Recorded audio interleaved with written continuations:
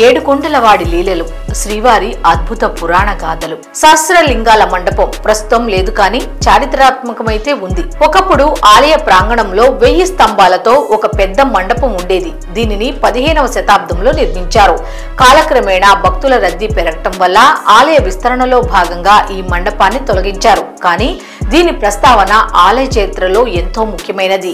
ఈ మండపాలన్నీ కేవలం రాతి కట్టడాలు కావు. అవి తిరుమల క్షేత్రం యొక్క ఆధ్యాత్మిక, చారిత్రక, సాంస్కృతిక వైభవానికి ప్రతీకలు. తిరుమల శ్రీవారి గర్భగుడిపై స్వర్ణ కాంతులతో వెలిగిపోతూ భక్తులకు దూరం నుండే దర్శనమిచ్చే అద్భుతమైన గోపురమే ఆనంద నిలయ విమానం. ఇది కేవలం ఒక బంగారు కట్టడం కాదు, అది భక్తికి, చరిత్రకు, దైవిక శక్తికి కేంద్ర బిందువు. దీనిని దర్శించుకుంటే సాక్షాత్తు శ్రీవారిని దర్శించుకున్నంత పుణ్యం లభిస్తుందని భక్తుల ప్రగాఢ విశ్వాసం. ఆనంద నిలయం అంటే ఆనందానికి నిలయమైన ప్రదేశం అని అర్థం. శ్రీ మహావిష్ణువు వైకుంఠంలో ఆనందంగా ఉంటాడు కాబట్టి భూలోక వైకుంఠమైన తిరుమలలో ఆయన కొలువైన గర్భగుడిపై ఉన్న ఈ విమానానికి ఆ పేరు వచ్చింది. ఇది భక్తులకు అనంతమైన ఆనందాన్ని, శాంతిని ప్రసాదిస్తుంది. ఇక దీని చారిత్రక ప్రాముఖ్యత గురించి తెలుసుకుందాం. ఈ విమానాన్ని మొట్టమొదట 12వ శతాబ్దంలో పాండ్యరాజు జటావర్మ సుందర పాండ్యన్ నిర్మించి బంగారు పూత పూయించినట్లు చారిత్రక ఆధారాలు ఉన్నాయి. పునర్నిర్మాణం మరియు స్వర్ణమయం గురించి తెలుసుకుందాం. కాలక్రమేణా విజయనగర సామ్రాజ్య చక్రవర్తి అయిన శ్రీకృష్ణ దేవరాయలు ఈ గోపురానికి మరమ్మతులు చేయించి మరింత బంగారాన్ని సమర్పించారు. ఆ తర్వాత 1950-60ల మధ్యలో తిరుమల తిరుపతి దేవస్థానం ఆనంద నిలయ అనంత స్వర్ణమయ ప్రాజెక్టు కింద విమానానికి పూర్తిగా రాగి రేకులు తాపడం చేసి వాటిపై స్వచ్ఛమైన బంగారు పూతను వేయించింది. ఈ స్వర్ణ కళాశోభితమైన రూపమే మనం నేడు చూస్తున్నది. ఆనంద నిలయం 3 అంతస్తుల ద్రావిడ విమాన నిర్మాణ శైలిలో ఉంటుంది. మొదటి అంతస్తు చతురస్రాకారంలో, రెండవది అష్టభుజాకారంలో, మూడవది వృత్తాకారంలో ఉంటుంది. ఈ నిర్మాణం సృష్టి, స్థితి, లయలకు ప్రతీక. శిల్పకళా వైభవం గురించి తెలుసుకుందాం. గోపురంపై ఎన్నో దేవతామూర్తుల శిల్పాలు, పురాణ గాథలను వివరించే ఘట్టాలు చెక్కబడి ఉంటాయి. ఇవి ఆలయ ఆధ్యాత్మికతను, సాంస్కృతిక వైభవాన్ని చాటి చెబుతాయి. శిఖరం మరియు కలశాల గురించి తెలుసుకుందాం. గోపురం పైభాగంలో ఉన్న శిఖరాన్ని హేమ శిఖరం అంటారు. దానిపై 9 పవిత్రమైన బంగారు కలశాలు ఉంటాయి. ఈ కలశాలు నవశక్తులకు ప్రతీక. విమాన వెంకటేశ్వర స్వామి ఒక అద్భుతం. ఆనంద నిలయ విమానం యొక్క అత్యంత ముఖ్యమైన, అద్భుతమైన విశేషం విమాన వెంకటేశ్వర స్వామి. ఈ విమానం యొక్క వాయువ్య మూలలలో గర్భగుడిలోని మూల విరాట్ను పోలిన ఒక చిన్న వెండి విగ్రహం ఉంటుంది. దాని ప్రాముఖ్యత ఏమిటి అంటే గర్భగుడిలోని మూల విరాట్ కు ఉన్నంత శక్తే ఈ విమాన వెంకటేశ్వరునికి కూడా ఉంటుందని నమ్మకం. ఆలయ ప్రదక్షిణ చేసేటప్పుడు భక్తులు ఇక్కడ ఆగి విమాన వెంకటేశ్వరునికి నమస్కరించుకుంటారు.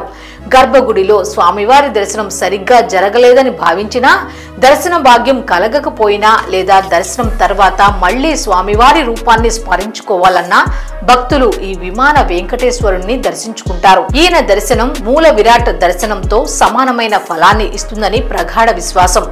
ఆనంద నిలయ విమానం కేవలం ఆలయానికి పైకప్పు కాదు, అది భూమికి, ఆకాశానికి మధ్య ఉన్న ఒక ఆధ్యాత్మిక వారధి. దాని స్వర్ణకాంతులను చూడగానే భక్తుల హృదయాలు భక్తితో నిండిపోతాయి. అందుకే దీనిని కలియుగ వైకుంఠ విమానం అని కూడా భక్తితో పిలుచుకుంటారు. రాతిపై చెక్కిన చరిత్ర, తిరుమల ఆలయ శాసనాల ప్రాముఖ్యత. తిరుమల శ్రీవారి ఆలయం కేవలం ఒక ఆధ్యాత్మిక కేంద్రం మాత్రమే కాదు, అది ఒక అద్భుతమైన చారిత్రక గ్రంథాలయం కూడా. ఈ ఆలయ గోడలపై, ప్రాకారాలపై, మండపాలపై చెక్కబడిన వేలాది శాసనాలే దీనికి సజీవ సాక్ష్యాలు. ఈ శాసనాలు రాతిపై చెక్కిన అక్షరాలు కావు, అవి గడిచిపోయిన కాలానికి, రాజుల భక్తికి, ఆలయ అభివృద్ధికి అద్దం పడుతున్న చారిత్రక సంపద.